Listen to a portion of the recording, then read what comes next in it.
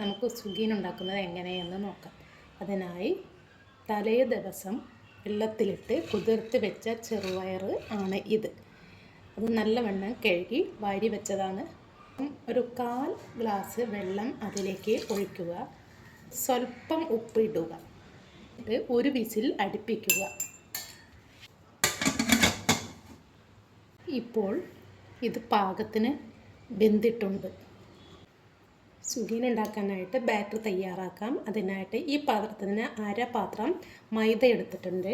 ഇനി വറുത്ത അരിപ്പൊടി 2 ടീസ്പൂൺ ഇട്ട് കൊടുക്കുക. ഇതിന് കളർ കിട്ടുവാൻ വേണ്ടി സ്വല്പം മഞ്ഞൾപ്പൊടി ഇട്ട് കൊടുക്കുക.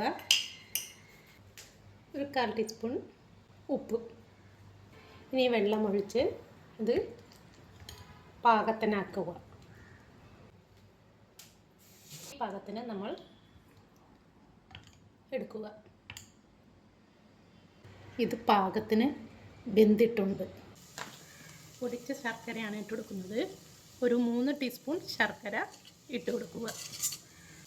ചെറുപയറിൽ ഒട്ടും വെള്ളമില്ല. സിമ്മിലിട്ട് വേണം ഇത് വേവിക്കാൻ. ഒരു 2 ടീസ്പൂൺ തേങ്ങ ചിരവിയത് ഇട്ട് കൊടുക്കുക.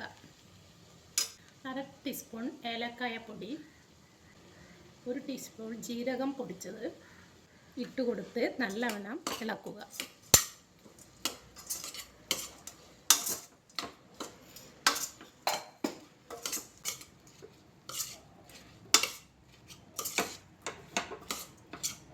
സുഗീൻ ഉണ്ടാക്കാൻ വേണ്ടി ഇവിടെ ഒരു ചട്ടി വെച്ചിട്ടുണ്ട്. അതിലേക്ക് വെളിച്ചെണ്ണ ഒഴിച്ചു കൊടുക്കുക.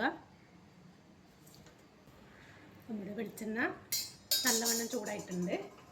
ഇനി നമ്മൾ ചെറുപയർ ഇങ്ങനെ ഉരുളകളാക്കി നമ്മൾ ഇതിലേക്ക് ഇട്ട്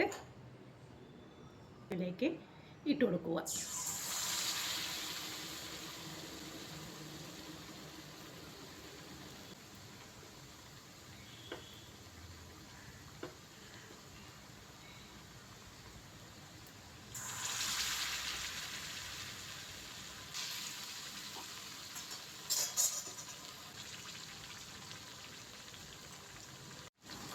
ഇനി ഇതിനെ നമുക്ക് മറച്ചിട്ട് കൊടുക്കാം.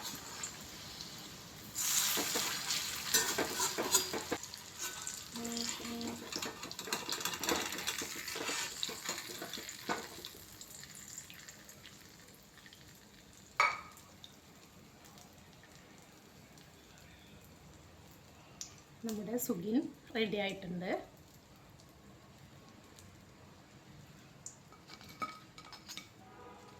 നമ്മുടെ സുഗീൻ റെഡി.